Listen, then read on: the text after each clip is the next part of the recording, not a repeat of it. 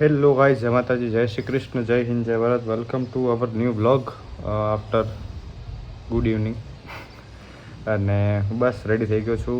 સવારથી ઘરે જ છું, ક્યાંય ગયો નથી, એટલે વ્લોગ બનાવવાનું પણ મેં તો ઘરમાં ને ઘરમાં શું બનાવવાનું. એટલે હવે યુવરાજભાઈ આવે છે લેવા, એટલે આપણે પહોંચી જઈએ, કારણ કે આપણું 2 દિવસથી સ્ક્રિપ્ટિંગ ચાલુ છે.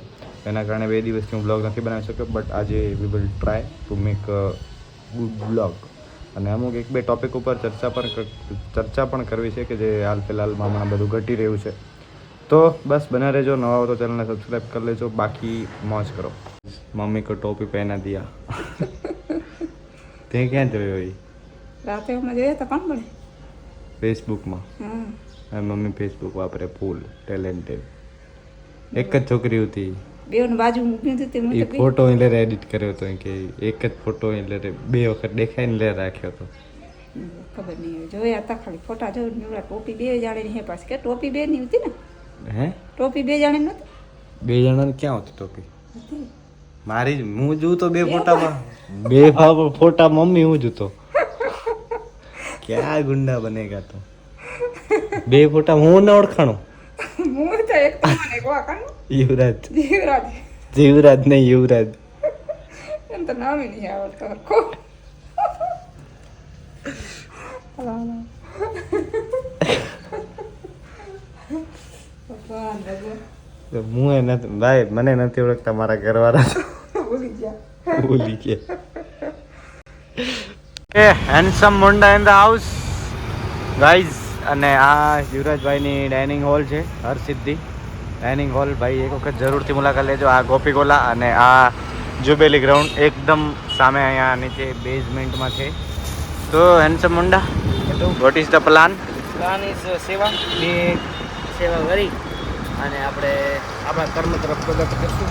વાહ, સરસ. તો ભાઈ જરૂર એક વખત અહીંયા આવજો. અને હવે અમે નીકળીએ છીએ, કામ કરવા તરફ પ્રયાણ કરવા જઈ રહ્યા છીએ. અને અત્યારે બહુ ટ્રાફિક છે, અહીંયા કાંઈક ઇસ્યુ હતો, બટ હું પહોંચ્યો નહીં. અરે હમ વાહ કરે તો જા તો બધા કામકાજ પતાવીને હવે અમે આવી ગયા છીએ અમારા કામકાજ શરૂ કરવા માટે. 1-2 નવી વસ્તુઓ, 1-2 એટલે ઘણી બધી નવી વસ્તુઓ આવી રહી છે. પ્રિપેરેશન એની ચાલુ જ છે. બીજા 1-2 મિત્રો પણ આવે છે. Jayeshbhai in the house. હા, સારા જ લાગો છો ભાઈ. તો બોલે શું કહો, મજા ભાઈ? યાર આજે ભૂકા કરી નાખે. કાકી ગયા ની વાને. આ એક્સેસ વિલા કને ખરાબ થઈ ગઈ, બંધ થઈ ગઈ. હવે સમાચાર મળ્યા.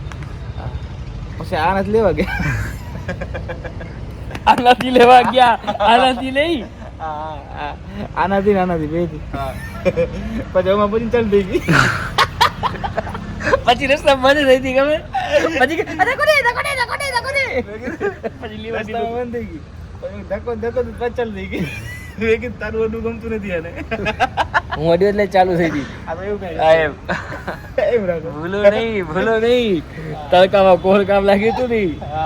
બીજા માણસો એમ કહી દીધું તમને કામ તો અમે જ લાગીએ ને ભાઈ. એ વસ્તુ બરાબર. એક માણસે કીધું મેં ફોન કરીને કે ભાઈ ક્યાં હતો, મને ખાવાનું બાકી હે કે યાર. તો હવે હું ઘરે હતો ત્યારે હવે મારા પાસે ગાડી નથી જ. ગયા તા કે તો પણ તમારી જ બંધ હતી, તમે મને તેનાથી ફેરવા આવો. એટલે બંધી વજન ઘણું થઈ ગયું એટલે આપણે બે નું એમ મારું ઘણું વજન હે. સાચી વાત છે. મારું ઉપર લેવું સમજો. હવે આ કેરેક્ટર તમને જોઈએ જેમ ભાઈ એક સ્ટોરી લખીએ છે ને, ઓલો કેરેક્ટર તમને ખપે છે એટલે જો નિશાન ને વચ્ચે બોલતો હતો ની वो जो था वो नहीं था वो जो था उसका रूप ही अलग था है, ऐसे ऐसे करेक्टर नहीं मिलता है. हाँ तो पंडा भूली गए. 2 રોલ તમારા તો ખરા ના 2 રોલ તમારા. પેલા 15 દે ભાઈ, દે તો કઈ નથી, ખાલી 15 ની ધમકી દીધા રાખે.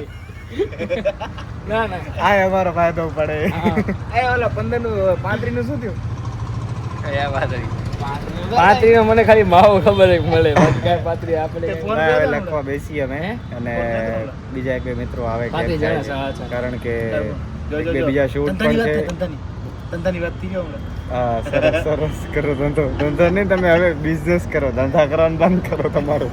બિઝનેસ ધંધા કરીને ઉઠી ગયા. આ ધંધે લગાડ્યા ફોન, બિઝનેસ નો ફોન થાય ધંધા. હા તો ભલે.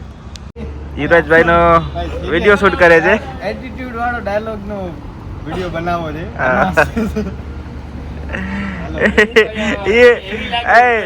એની જિંદગીમાં સિરિયસ નથી. હા ભાઈ હા વાહ ભાઈ ભાઈ ભાઈ ભાઈ ભાઈ ભાઈ હાલો ને આપણને કલા નથી બતાવ્યું ના વ્લોગ તો ચાલુ જ રહેશે વ્લોગ તો ચાલુ જ રહેશે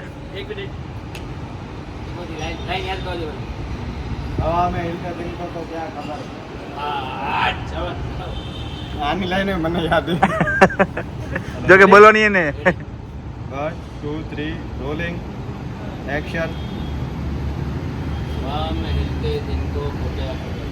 બાય બાય બાય બાય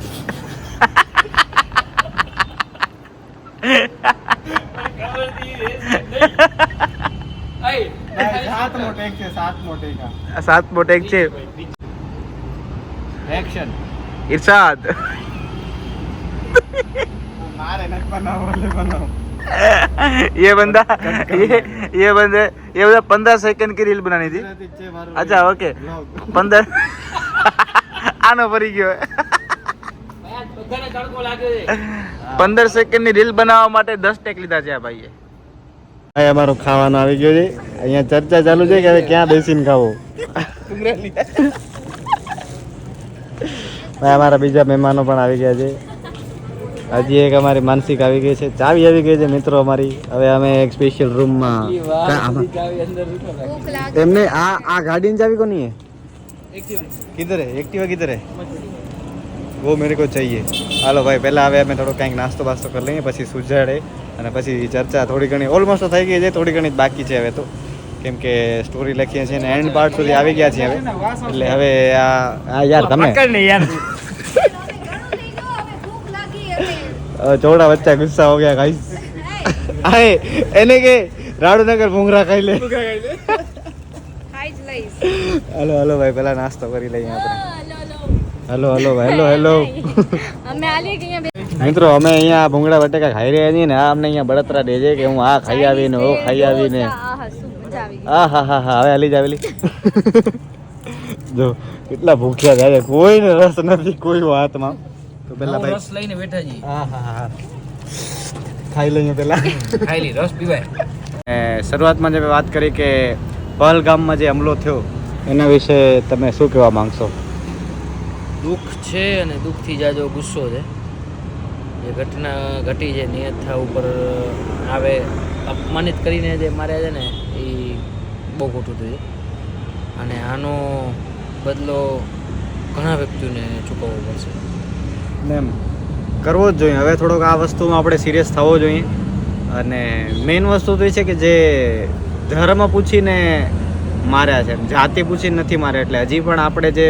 બધું કરીએ છીએ કે અમે આ છીએ આપણે થોડુંક આપણે સિરિયસ થવું જરૂરી છે કારણ કે બીજી એક વસ્તુ એ મારે કહેવી છે કે ઘણી જગ્યાએ આપણા દેશમાં ભાષાના નામે બાજે છે ઇવન આઈપીએલમાં હવે સ્ટેટના નામે બાજીએ છીએ તો બાજવાનું મૂકીએ આપણા દેશની ખૂબી જ છે કે આપણે વિવિધતામાં એકતા છે કોઈ પણ ચિત્ર ખાલી એક રંગથી બને ને તો એ ચિત્રની એટલી શું કહેવાય બ્યુટી ઉભરીને ના આવે કોઈ ચિત્ર દરેક રંગથી બને ઝાડ પાનખરમાં એ સારું હોય અને જ્યારે લીલુંછમ હોય ત્યારે સારું હોય બસ જોતા આવડવું જોઈએ 100% એ જ વસ્તુ છે કે હવે સમજવાની વાત આપણે રહી છે એટલા ટાઈમથી આપણે દરેક વસ્તુઓમાં જ્યારે આવું કંઈ થાય ને ત્યારે જ આ બધી વસ્તુ લઈને આપણે બેસીએ છીએ હવે વળી 1-2 મહિના થશે એટલે બધું આપણે ભૂલી જશું એટલે એ પોતાની જીવનમાં વ્યસ્ત થઈ જશું પણ સિરિયસનેસ નથી ઇન ધ સેન્સ આપણા એ બિચારાની જિંદગીમાં તો કેટલું મોટો